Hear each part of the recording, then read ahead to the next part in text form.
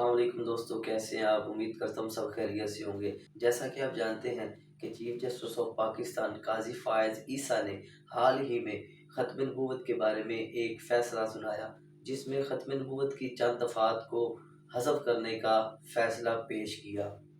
تو پاکستان کے تمام مسالک کے علماء کرام نے اس فیصلے کی پرزور مذمت کرتے ہوئے اور پاکستان کے امن و امان کی سلامتی کے لیے اپنا جو موقف پیش کیا، ہم اس ویڈیو میں دیکھتے ہیں۔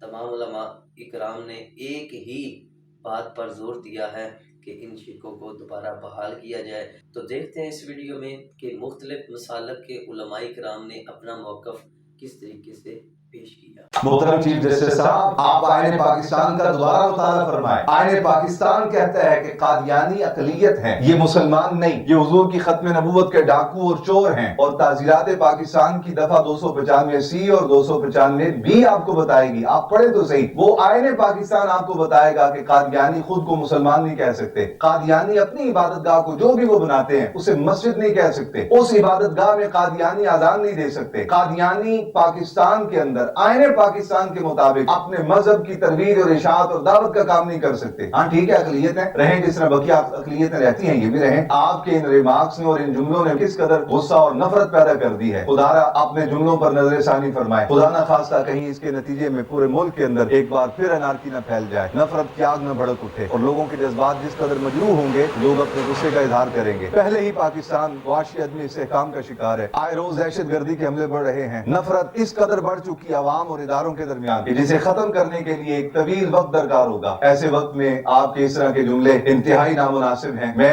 ایک محب وطن پاکستانی اور مسلمان آپ کی خدمت میں عرض کرتا ہوں کہ قادیانی قطعاً نہ پاکستان کے مخلص ہیں، نہ اسلام کے ساتھ مخلص ہیں، اور نہ ہی یہ ریاست پاکستان کے آئین کو مانتے ہیں، جس آئین کی وجہ سے آپ کی بھی عزت ہے، جس آئین کی وجہ سے اس ملک میں رہنے والے ایک عام شہری کی بھی عزت ہے۔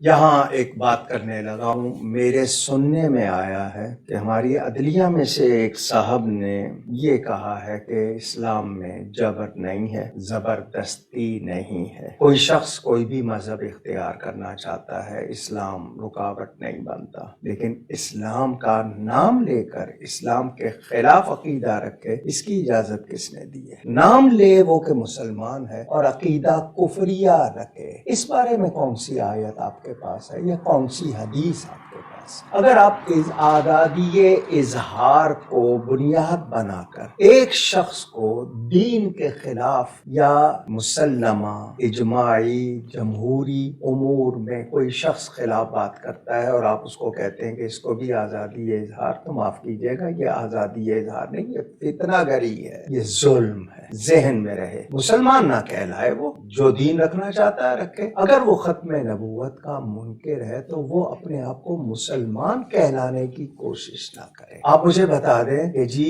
اسی مذہب کے خلاف، مثلا جس مذہب کا وہ نام لے رہا ہے، وہ عقیدہ رکھتا ہے، اس کو لٹریچر تقسیم کرنے کی یا اس کو پروپیگنڈا کرنے کی یا پریچنگ تبلیغ کی کیسے اجازت دی جائے گی اور کہاں دی جاتی ہے؟ ذرا مجھے بھی بتا دیا جائے۔ دنیا بھر کے پینل کوڈز میں جو سزائیں رکھی گئی ہیں، مثلا حضرت عیسیٰ کے بارے میں، حضرت موسیٰ کے بارے میں، یا جنہوں نے اپنے مذہب کے بڑوں کے بارے میں رکھا ہے، کیوں رکھی گئی؟ اگر آزادی اظہار ہے تو پھر سزاؤں کا کیا مطلب ہے؟ آزادی اظہار ہے تو پھر عدالت کا کیا مطلب ہے؟ اخلاقیات میں، انسانیت میں، رولز میں عدالت کے رول کی نافرمانی کرے تو کیا آزادی اظہار ہوگا؟ تو دین کا مثلا ایک شخص تعارف کرا رہا ہے میں مسلمان ہوں اور ختم نبوت کا منکر ہے، تو وہ کہاں سے مسلمان؟ اس کو کیسے اجازت دی جائے گی اور اس کو آزادی اظہار کیسے کہا جائے گا؟ ذرا سوچئے گا۔ ہمیں معلوم ہے یہ بات سیاستدان نہیں کر سکتے، سیاسی جماعتوں کے لیڈر نہیں کر سکتے۔ قاضی فائز عیسیٰ، جو تم نے فیصلہ کیا ہے چند دن قبل، تم نے آئین پاکستان سے غداری کی ہے۔ ہمارے آئین نے واضح طور پر لکھا ہے کوئی بھی قادیانی اپنے دین کی تبلیغ نہیں کر سکتا اور وہ اپنے مذہب کو اسلام کا نام نہیں دے سکتا۔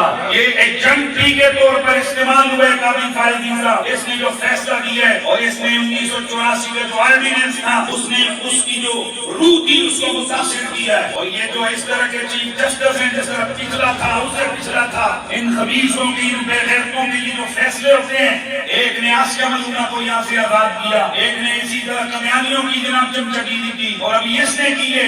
आपको पता है क्यों? कि सब इसलिए करते हैं ताकि यहाँ से रिटायरमेंट के इनके साथ 6 महीने रहते हैं, ताकि जब ये रिटायर हो तो ये अपने बैरून मुल्क के सामने क्या बोलते हैं, साइलम अदाई कर सकें, और वहाँ जिनके ये हक में फैसले कर रहे हैं कि उनके जनाब जाकर चमचगीर बन के उनके जनाब टुकड़ों पे पाल सके, और ये कहें कि नहीं हमने चूंकि आपके हक में फैसला किया था ज्यादा हमें हमारी जान का खतरा है वगैरह वगैरह। हम कहते हैं चीफ जस्टिस काजी फायद ईसा तुम जैसे पहले भी आए गए मर गए, मेरे नबी की खत्म नबूवत पे झंडा कल भी लहरा रहा आज भी लहरा रहा, और हमें जो रसूल के दीन के लिए खत्म नबूवत की अज़मत के लिए बोलते हुए शर्मा जाए, घबरा जाए, उन्हें डर हो कि हमें जेल में डाला जाएगा। मैं कैमरों के सामने कहता हूँ जो मेरे मुस्तफा की खत्म नबूवत का बागी है, मेरे जूते की नोक पे है। हम कहते हैं कि सिर्फ और काजी फायद ईसा तुमने अपने तुम्हारा जो औहदा है तुमने उससे गद्दारी की है, तुमने कादियानियों के खत्म में अपना फैसला दिया है, और इंशाअल्लाह ये सुप्रीम कोर्ट में ये दोबारा अपील पे इस फैसले के खिलाफ जाएंगे और लार्जर बेंच इसका फैसला करेगा। सुप्रीम कोर्ट ऑफ पाकिस्तान के चीफ जस्टिस जनाब फायज ईसा साहब ने एक कादियानी के खिलाफ दर्ज मुकदमा और अपना फैसला सुनाते हुए कादियानियों को अपने मजहब की तबलीग की इजाजत दी है। उनका ये फैसला शरीयत और आईन और कानून के खिलाफ है, इससे मुतसादिम है, और हम इस फैसले को अलल ऐलान मुस्तरद करते हैं। ये फैसला मगरिब की ख्वाहिशात के ताबे सादिर किया गया है। 6 फरवरी को चीफ जस्टिस ऑफ पाकिस्तान की सरबराही में 3 रुकनी बेंच ने एक इंतहाई मुतनाज़े फैसला दिया, जिससे 25 करोड़ फर्जंदाने तौहीद के दिल और आशिकाने मुस्तफ़ा के दिल इंतहाई जख्मी है। ये फैसला न तो आईने पाकिस्तान के मुताबिक है, न कवानीने पाकिस्तान के मुताबिक है, और ये समझ नहीं आता कि इस तरह का मुतनाज़ा फैसला किस तरीके से दिया गया है। आपको सिर्फ आगाह करने के लिए मैं आज आपके सामने हाजिर हुआ हूँ कि बिला वजह इबहम न फैलाया जाए, ये जी फलाने का ऐसा है फलाने का ऐसा है। क्रिस्टल क्लियर है। खुद गूगल से किसी भी सर्च इंजन से सर्च कीजिए 298C और 295B इस मुजरम के ऊपर लगनी चाहिए थी कि नहीं थी लगनी चाहिए, और अगर कादी साहब ने इसको खत्म कर दिया तो अल्लाह के फजल करम से वकाला का एक बहुत बड़ा पैनल इसके ऊपर रिव्यू पिटीशन में भी जा रहा है। लेकिन अवाम से मैं ये बात करता हूँ अल्लाह के लिए सियासी वबस्तगियों को इतना मुकदम ना जाने कि आप ये समझे ये जी कायदी फायद ईसा के खिलाफ प्रोपेगेंडा पीटीआई का नहीं, क्या हम पीटीआई के मुखालिफ, क्या हम पीटीआई की वजह से कादी फायद ईसा के खिलाफ ये बात कर रहे हैं, या क्या उलमा आपको पता है पाकिस्तान में उलमा का सारा तबका खान के दौर में उसका मुखालिफ था, खुद हमारा मादी आपके सामने, तो हमने क्यों इन बातों में आना? हमारे लिए सियासी वबस्तगी की कोई हैसियत नहीं, कोई वैल्यू नहीं, और आपके लिए भी नहीं होनी चाहिए। बड़ी आम फहम बात है, आप उठाइए और इस हवाले से अगर मजीद कोई अश्कार है वो भी मैं दूर करने की कोशिश करूंगा। अस्सलामु अलैकुम व रहमतुल्लाहि व बरकातुहू। मेरा उसूल ये है कि हवाई बातें नहीं करनी, तो मैंने कहा अल्लामा कोकम नूरानी से भी कि मैं जजमेंट पढ़ूंगा और पढ़ने के बाद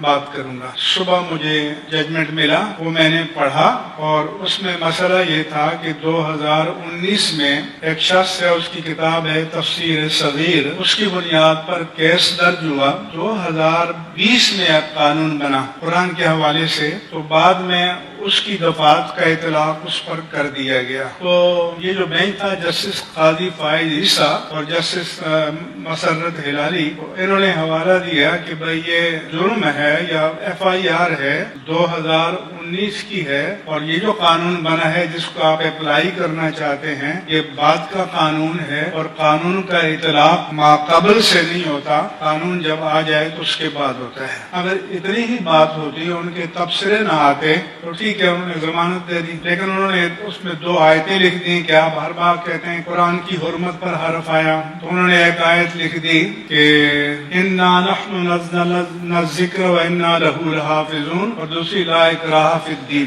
पहला मेरा उनसे पैगाम ये है, कानून बनने से पहले जो जुर्म हुआ, अगर कानून बाद में बना तो माक़बल होने वाले उस जुर्म पर इसका इतलाक नहीं होगा। ये उसूल चूंकि आइन और कानून में है, इसको कहते हैं रिट्रांसपेक्टिव, माकबल से इतलाक करना। तो मैंने कहा आप गुलाम मुस्तफ़ा अगर होते हुए आप हुकूमत से कहते कि इसका इतलाक रिट्रांसपेक्टिव करें, माकबल से करें, और माकबल से किया जाता है। जैसे जनरल परवेज मुशर्रफ ने हवाई जहाज को हाईजैक करने के बारे में नवाज शरीफ स्पेसिफाइड ऑर्डिनेंस जारी किया, क्योंकि नवाज शरीफ को फंसाना था, और उसका इतलाक माकबल से किया, क्योंकि नवाज शरीफ ने अगर कोई किया था या नहीं किया था तो वो तो माकबल था। ये ऑर्डिनेंस बाद में जारी हुआ, लेकिन उसने माकबल पर इतलाक किया। तो एक मुसलमान जज को चाहिए कि वो हुकूमत वक्त से कहें कि इसका इतलाक माकबल से। नंबर एक। दूसरा ये है,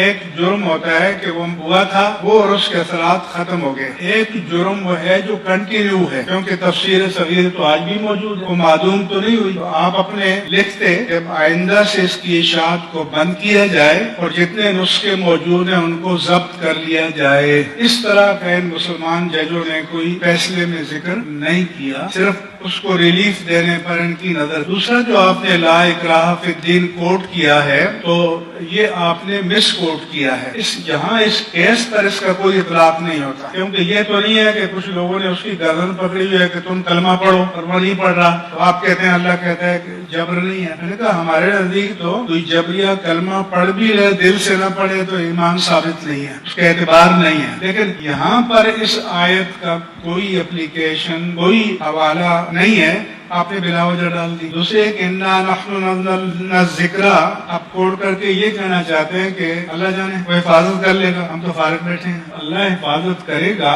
तो अल्लाह ताला अपने मोमिन बंदों के जरिए करता है। इन मोमिन बंदों को मुकल्लफ किया है जो नामूस उलूहियत जल्ल वाला, नामूस रिसालत माब सल्लल्लाहु अलैहि वसल्लम का तहफ़्फ़ुज़ करे, नामूस कुरान करीम का तहफ़्फ़ुज़ करे, तमाम मुक़द्दसात दीन के नवामीस का तहफ़्फ़ुज़ करें। जज साहिबान ये आप पर भी है, आपकी भी जिम्मेदारी है। तो ये आयतें ना कोट करें, ये बिल्कुल इररेलेवेंट हैं इस केस से जो आपके सामने है। और आपको ये कहना चाहिए था कि अब मैं ऑर्डर करता हूँ कि इस किताब को फौरन बैन किया जाए, इसके नुस्खों को जब्त किया जाए और आइंदा इसको शाया नहीं किया जाएगा। ये नहीं है कि जज सिर्फ टिकर चलाने के लिए रिमार्क्स दें और फैसले दें। जजों ने भी मरना है, अल्लाह के सामने पेश होना है, अल्लाह को जवाबदेह होना है, और अगर उनको अपनी जिम्मेदारी का एहसास नहीं तो हम जैसे फकीरों को, जो मेरे दाएं बाएं बैठे हैं, उनको याद दिलाना है कि आपकी जिम्मेदारी है और आपको ये काम करना चाहिए। तो बहुत शुक्रिया। तो ये थी वीडियो दोस्तों, कैसी लगी आपको? उम्मीद करता हूँ अच्छी लगी होगी। अगर आपको पसंद है वीडियो तो वीडियो को लाइक करें, शेयर करें और चैनल को सब्सक्राइब जरूर करें।